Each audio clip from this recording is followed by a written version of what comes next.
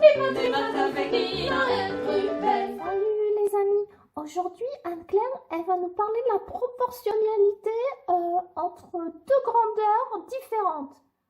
Oh, ah bon? Ouais, je crois qu'on va reparler des fraises. Ah, chouette, j'adore les fraises. Ouais, et puis elle a dit qu'elle allait parler du coefficient de proportionnalité. Oh là là, alors déjà, proportionnalité, c'est un mot compliqué, mais alors coefficient, ouf. Ouais, en fait, je crois que c'est juste un nombre, hein, tu sais. Ah, allez, à tout à l'heure. Et oui, et reprenons notre exemple des fraises à 3 € la barquette.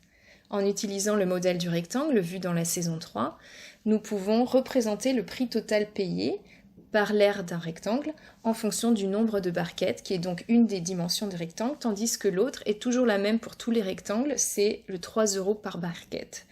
Nous avons ici une relation de proportionnalité. Le prix total est en effet proportionnel au nombre de barquettes, car il est obtenu en multipliant le nombre de barquettes par un nombre fixe, qui s'appelle le coefficient de proportionnalité.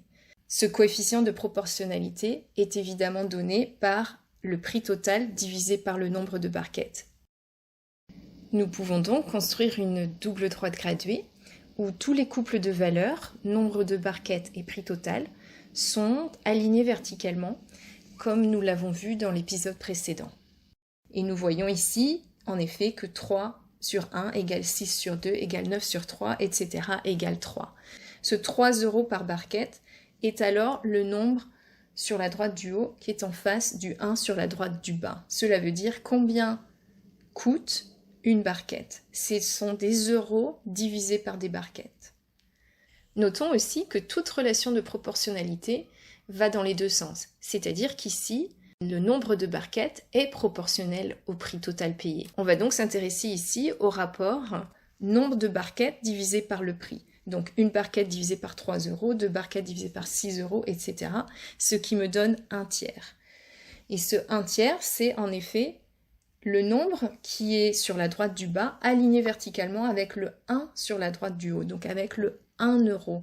On associe un tiers de barquette à 1 €. C'est donc un tiers de barquette par euro. Cela veut dire, avec 1 €, on peut acheter un tiers de barquette. Si bien sûr le ou la vendeuse accepte de nous vendre seulement un tiers de barquette. Regardons cet autre exemple de proportionnalité où on voit qu'ici, pour chaque litre d'eau, on peut servir 5 verres. Le coefficient de proportionnalité est 5 verres par litre. Si je veux chercher maintenant le coefficient de proportionnalité dans l'autre sens, je dois trouver le nombre de litres qui est associé à un verre. Donc on prend le rapport dans l'autre sens, c'est-à-dire que cette fois-ci, on va diviser 1 litre par 5 verres et on trouve donc 1/5 de litre par verre.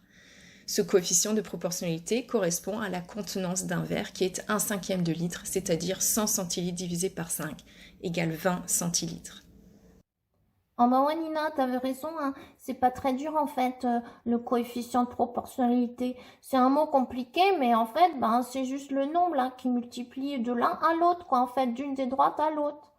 Bah ouais, c'est ça.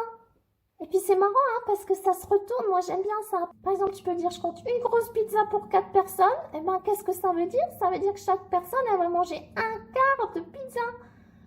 Ah ouais, c'est vrai ça. Les maths avec Ina et Ruben.